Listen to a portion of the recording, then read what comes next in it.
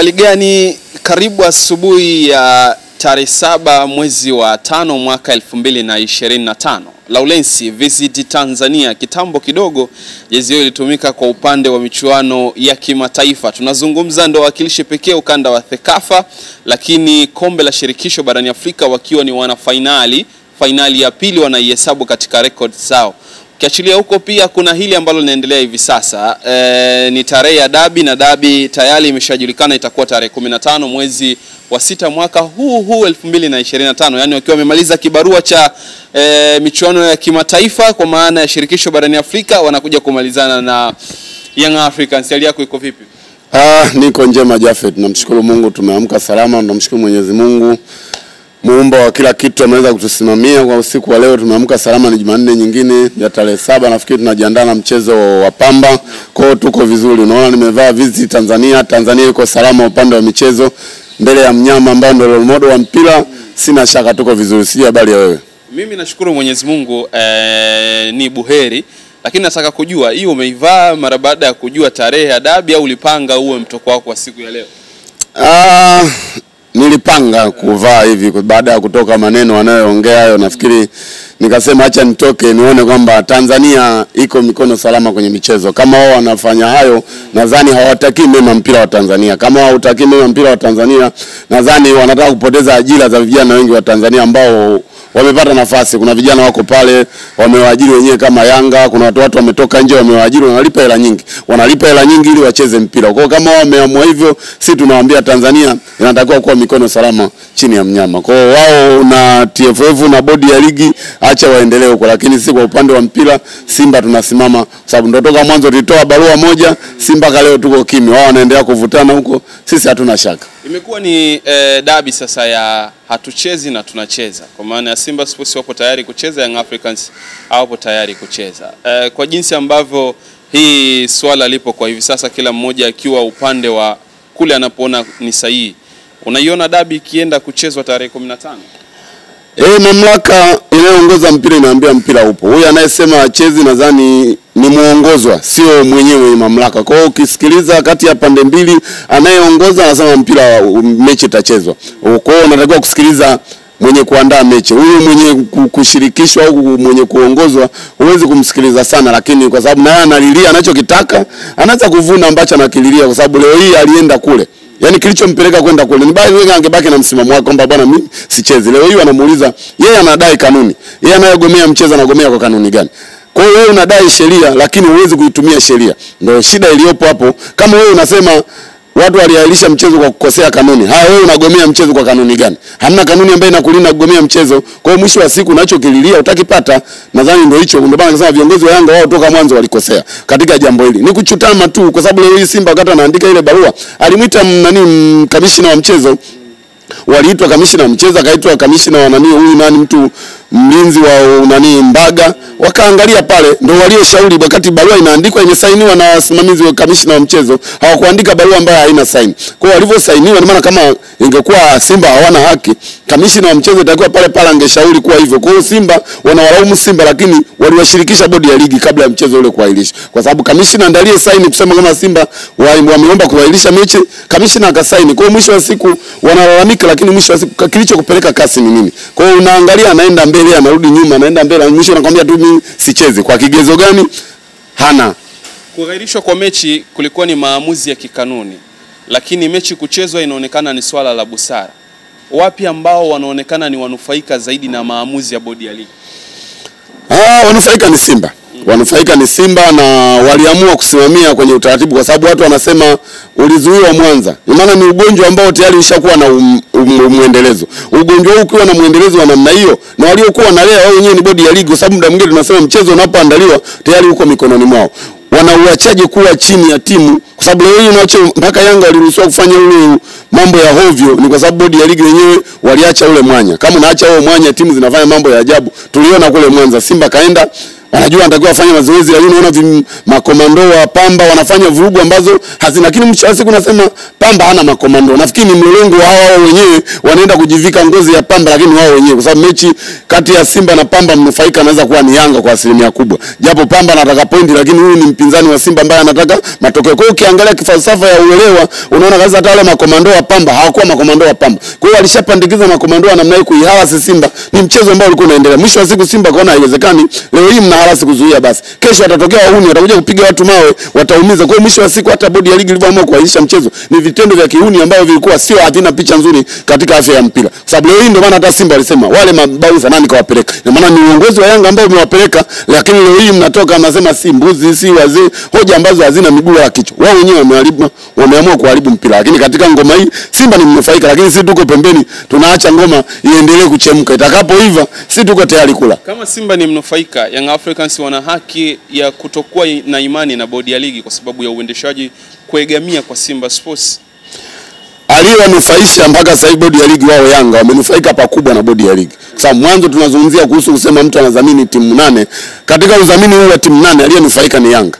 Aliyemwezesha kunufaika ni bodi ya ligi. Kwa mwisho wa siku ndio maana hata mwanzo wakati unanihoji interview 3 nyuma zilizopita nisema kikao cha watu walionoka kwa nia ovu wakishagombana, wewe kaa pembeni utayasikia yote ambayo yanatokea, yanavuja. Kwa mwisho wa siku wanaokupangia maovu muda ukifika akigombana, wewe omba tu wagombane. Wakishagombana siri zote za ndani zitaonekana. Ndio ambacho kinatokea kati ya bodi ya ligi na Yanga. Ili jambo ambalo Yanga walikuwa JSM wamezamini timu 8, mnufaika mkubwa alikuwa ni Yanga. Na tumepiga kelele. Aliyekuwa analinda nani? Ni bodi ya ligi. Matokeo mengi ambayo wameyapata miaka 2 mitatu tunalalamika kuhusiana na marefa na nini. Bodi ya ligi ilikuwa wameziba Pamba masikioni, hawataki kusikia. Mnufaika ni nani? Ni Yanga. Kwa hiyo kwenye jambo hili mimi nilisema hata siku nilisema kama walikuwa wanataka kuamua kwamba mechi ichezwe, bodi ya ligi walikuwa na uwezekano wa kuwatafuta Simba muda wakati wameita, na waliita kamishna wa mchezo. Ina maana kamishna wa mchezo alisema michezo hii kama imezoeleka, michezo hii ya hovyo ambayo itakiwa katika mpira, kwa muda mwingine acha afanye hivyo kwa sababu ya Simba apate njia yake. Simba keshapata haki yake. Huyu anayelilia haki yake anatumia kwa kanuni gani? Sisi tuliandika barua na TFF wakasema kwa kiashiria cha uvunjifu wa amani. Nikasema tunaandaa AFCON, tunaandaa CHAN mwezi wa 8. Ingetokea vurugu uwanja wa Taifa, ingetokea watu wakaumizana, ingetokea uharibifu wa mali, picha yetu ya mpira kimataifa ingekuwaje? Ndio maana hata leo nimekuja kusema Visit Tanzania iko amani kwa sababu ya Simba. Umezungumza vyema. Kama Wallace alithibitisha kwamba wanufaika wa uongozi wake ni Young Africans, na kwenye hili swala la kuhairishwa kwa mechi umeona mnufaika ni Simba Sports. Zile kauli zilizokuwa zinasema viongozi wajiuzuru wana haki kwa sababu wameshindwa kusimamia kanuni na wamekuwa wakiegamia kwenye upande mmoja, na sasa hivi wanaonekana kuwa upande wa Simba Sports. Yaani mimi ninachoona ni kama vile ambavyo alitoka msemaji wao kwanza kuuponda uwanja wa Azam, si viti namna gani, namna ya kujaribu kumbloku yule mbaya mwenzao asitoe siri zao. Mimi ninachoona kwa sababu wanajua kabisa mwenendo utakaoenenda wa usimamizi wa ligi hii watakuwa kwenye maumivu makali kwa sababu walishiriki kwenye nia ovu nyingi wao na bodi ya ligi. Kwa hiyo wana hofu kwa sababu wamegombana, huyu akiendelea kubaki hapa mimi sitopata haki kwa sababu anajua maovu yangu mengi. Mwisho wa siku akiamua anyoshe ataumia, ndio maana anagombana kusema kwamba huyu mtu atoke kwa sababu anajua siri zake. Ni kama ambavyo wote mmefanya mabaya, ili mabaya yako yawe salama, huna budi kumuua yule ambaye anajua siri zako. Ndio maana anachopambania uongozi wa Yanga. Akili ya kawaida tu uweze kuelewa. Yaani huna mamlaka ya kusema eti mtu aondoke. Huyo ndiye ambaye amesimamia ligi. Unatoa mapungufu, si upendeleo, ulikuwa wapi? Ulikuwa uone haya. Yaani sababu ya adabu unaanza kuongea yote na ulikuwa ujue. Unajua kwa nini ulikaa kimya? Angeongea kabla ya kuwepo hapa tungemuelewa kweli. Lakini ninachoona tu ni kwamba walikuwa na kikao cha uovu, mwisho wa siku wanataka kumtoa huyu ili siri zake abaki salama kwa sababu anajua ambao wamemtendea Simba muda mwingi, walikuwa pamoja na walikuwa wanaongea sauti moja, ilikuwa nzuri kwao. Kwa hiyo kusema waondoe bodi ya ligi, nasema wana hoja. Bodi ya ligi ilichaguliwa na vilabu. Nafikiri ukiangalia mwenyekiti ni mwenyekiti wa Coast Union. Kwa hiyo hachaguliwi na TFF, ni kikao ambacho kinafanyika na timu zote. Kwa hiyo mwisho kutaka kusema kuondoa, wanatakiwa itishwe mkutano, vilabu vyote vije vipige kula, lakini sio kwa kauli ya mtu mmoja kusema eti aondoke bodi ya ligi. Ni jambo ambalo wanafanya vituko tu ambavyo ndio maana zile sinema ambazo aliongeza Karia akasema wanacheza sinema, ndio hizo wanatuonyesha kwenye mpira wetu. Heshimu mamlaka. Japo utendewe haki, lakini mamlaka ndio inasema kwa sababu mpira sio wako. Wewe umesajili timu, wewe ni mwanachama wa TFF, mwenye mpira wake ni TFF. Mwisho wa siku wanachokililia watakipata. Kwa hiyo kusema bodi ya ligi iondoke, sidhani kama ni kauli ambayo nadhani wanatafuta sehemu ya kujificha. Ukisoma ile taarifa kwa umma ya Young Africans ambayo ilitoka juzi, haijaonyesha kipengele cha uvunjifu wa kanuni, ila imeonyesha kupokea taarifa kutoka kasi, lakini kutokuwa na imani na bodi ya ligi, swala kurudishwa kwa wananchi wao jukumu lipo mikononi mwao kuhakikisha hii mechi haiendi kutokea. Young Africans ipo chini ya rais ambaye ndo mwenye viti wa vilabu barani Afrika. Nadhani kuna kitu chochote inampunguzia kwenye nafasi aliyopo, hususan kwenye ngazi ya wenyekiti wa vilabu Afrika kwa maamuzi yanayoendelea hivi sasa ndani ya klabu yake? Yani hapa tu penyewe tukizungumza ukweli, hata mimi mwanzo nilikuwa nasema ni mtu ambaye yuko perfect sana. Mwanzo nilikuwa namuunga mkono, nasema ni mtu ambaye anaongoza katika namna ambayo ni nzuri mno, kwa sababu muda wa umefika. Kumbe ilikuwa ni akili ambazo zingine za ajabu. Nikawa nasema mpaka mara 4 si tunashindwa kumfunga, anaweza kuwin game, amecheza katika perfect nzuri. Kumbe kuna makando mengi ambayo huenda alikuwa nayo ambayo hayana maana. Kwa sababu leo hata mwanzo wakati anapeleka kesi kule nilisema yeye ni mwenyekiti wa vilabu, lakini kule ana nafasi, yani ana wigo mpana wa kukutana na watu wengi ambao kwenye mpira wanajua sheria. Alikuwa na uwezo wa kuomba ushauri, ana uwezo akapiga simu hata kwa chama cha soka cha Morocco, chama cha soka Afrika Kusini, viongozi wao nadhani anakutana nao kule kwenye vikao kuomba ushauri katika hili. Mnalionaje yani namna ambavyo ushauri wampe? Au wakati nadhani nilipeleke kasi, nilipeleke katika mfumo gani hata kabla ya kukutana na washeria wake? Au vile kule kafu kuna wanasheria wengi ambao alitakiwa apate nafasi ya kukaa kujiridhisha. Ndio maana tunaongea kila siku viongozi wakipewa mamlaka wabaki kwenye wao kuwa viongozi, ushabiki wasiuvae, kwa sababu mwisho wa siku utabaki kama unadhalilika. Leo unamwona kama wewe ndani ya uongozi wao ni kama wanaaibika, kwa sababu wanashindwa kuelewa. TFF walikuwa wamekosea na bodi ya ligi, lakini waziri aliwaita kikao kama busara, ambapo tayari leo hii hata ukipata tatizo unaomba serikali ije, kama inatokea labda mnafanya mazoezi mmevamiwa, unaomba msaada kwa serikali kwa ajili ya kuja kuweka ulinzi. Leo hii wenye nchi mwenye mamlaka ya kuongoza mpira nchi wizara anakuita kwa ajili ya usuluhishi, mnakaa kikao, unamaliza wewe unaondoka kwenda wapi? Kwenda kasi. Ni namna ambavyo busara wamepungukiwa, ni namna ambavyo unaona wanapuyanga kila sehemu anakwenda. Wameenda kasi, wameomba mmeleta huku kwa kanuni gani? Yani kesi yenu mmeleta kwa kanuni gani? Na huku ni mahakama ya rufaa, mbona kesi haijaanza? Rudisheni mkaanze kesi. Kama hamjatendewa haki ndio mnaweza kuja huku. Leo hii wamerudishwa huku kwa sababu wanajua kesi inarudi kwa mtu ambaye umemshtaki, ndio anatakiwa akuamulie kesi. Tayari keshaona, kwanza sio kuona kwamba hatotendewa haki. Hamna kesi, sababu hamna kesi, ile mechi haijachezwa. Mechi imeahirishwa. Kanuni wanasema TFF na nini bodi ya ligi kwamba wana haki ya kuahirisha mchezo kwa kuona sababu yote ambayo itakuwepo. Yani wana haki ya kuahirisha mchezo. Na hii kanuni Yanga wanaijua, si kwamba waijui. Wameahirisha mechi kwa kanuni ambayo waliona tayari kama kuna uvunjifu wa amani. Nilisema Simba wamezuiliwa kuingia kufanya mazoezi. Taarifa zile zimeenea kwenye ile mechi. Kwa hiyo mtu anaenda uwanjani kesho, amani hana. Jiulize nguvu ya kuweza kudhibiti watu, uwashawishi. Yani ule mchezo ule una haki. Ni jambo gumu ambalo watu wa TFF waliona kweli ni shida. Uweze kuzuia timu masaa 3 iko ndani ya nchi, sio ugenini. Yani kwa sababu ya matakwa yako tuheshimu taasisi na tuziheshimu. Hizi ni brandi. Yani uweze kuamua tu na matakwa yako mpeleke mabouncer wabeba mizigo pale Tandale sina mna gani ukazuie timu. Haiwezi kuwa kirahisi. Anajishushia heshima.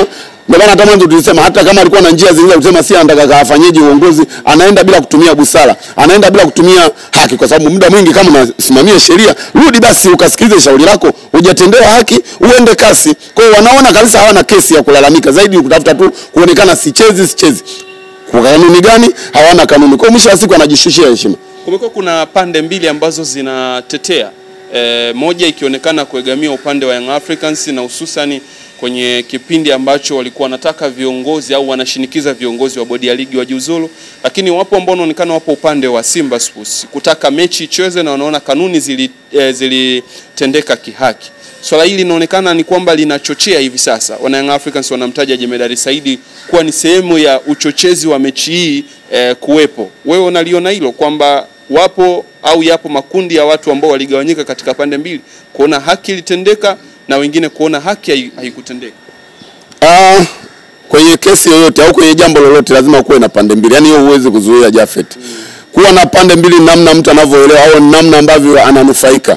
Kuna namna ya uelewa na kuna namna ya unufaika. Asilimia kubwa watu wengi tumeshakuwa watu wa kushikiliwa akili.